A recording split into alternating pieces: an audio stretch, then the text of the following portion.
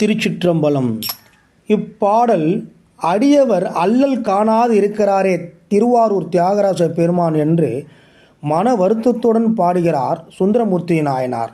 திருவாரூரில் வாழ்ந்து போதீரே என்ற பதிகம். செந்துருத்தி தொடர்ச்சி.